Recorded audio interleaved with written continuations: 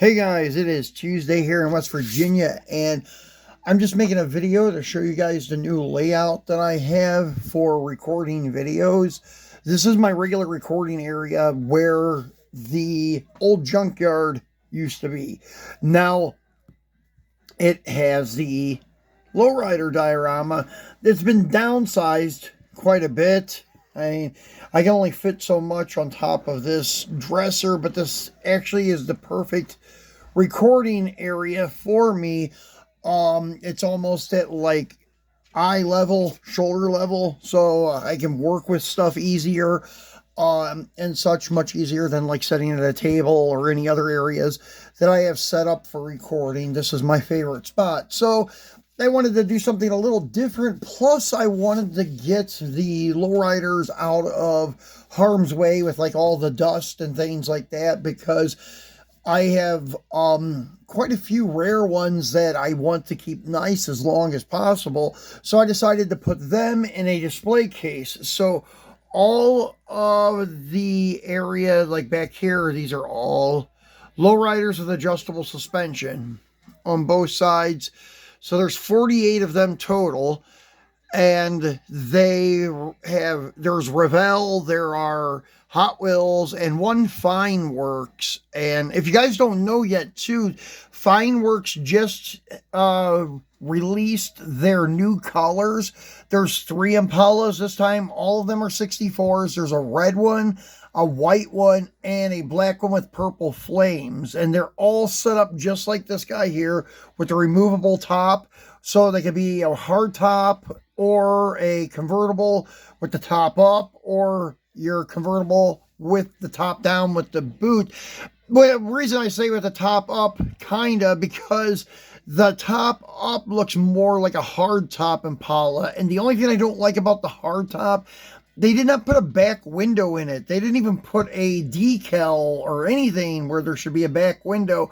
I'm going to try to fix that on one of them when I get them, because they're white roofs. The black one had a black roof, so it wasn't so noticeable. It just looked like the rear window was tinted really dark. But these other ones, the white ones, it's very noticeable, so I'm going to have to come up with something for that. But I plan on displaying those most of the time with no roof, just as convertible, because I already have quite a few 64 Impala hardtops. So, yeah, the convertibles would be much needed, because there's 1, 2, 3, 4, 5, 6 hardtops. A couple are body swaps, or chassis swaps, whatever you want to call it, with Revell stock Impalas onto lowrider chassis. So yeah, there's 6 of those, and then the other 3 coming from Fineworks can be convertible or hardtop. But yeah, I put pretty much everything in here, even my latest customs, the Regal. And then there's the 62 Chevy. I had some issues with the 62 Chevy. I ended up breaking one of the A-arms, so I could not use the other wheels that were 3D printed. I broke a couple of them, so I don't have a complete set now. So I just put the Impala back to where it looks stock, but it has an adjustable base. But unfortunately, the reason I can't roll the front wheels. The front wheels won't roll because I broke the ear on one of them, and I had to glue it back on. And then these wheels that are stock, the stock Auto World wheels, I glued onto the A-frames direct. It still displays beautifully. You can't really tell unless you go to roll it. That's the only time you can tell. The front wheels don't roll. The rear ones do, but the front don't. But it's a nice display piece, so I'm not too upset about it. I don't know. I think maybe next time I order some bases from him, I may ask him to install the wheels for me, because my hands are not as steady as what they used to be, and my patience are not as good as they used to be. So I may not be filing the axle good enough. So I don't know. But next time I'm going to try to get him to install the wheels, because I do want to get these caddies on adjustable bases and get the other Regal and then this Monty on adjustable bases. So we'll see what happens. I'm not sure if I'm going to swap this Monty or the red one that we unboxed on Free It Friday.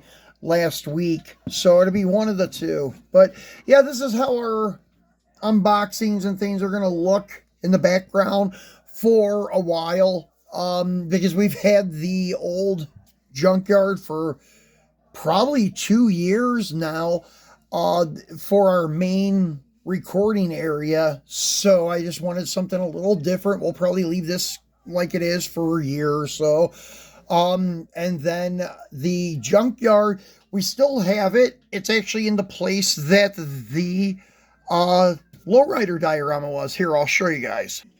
So as you can see, it is in the place that the Lowrider diorama was, but I was able to add a couple other features to it because I have more room over here.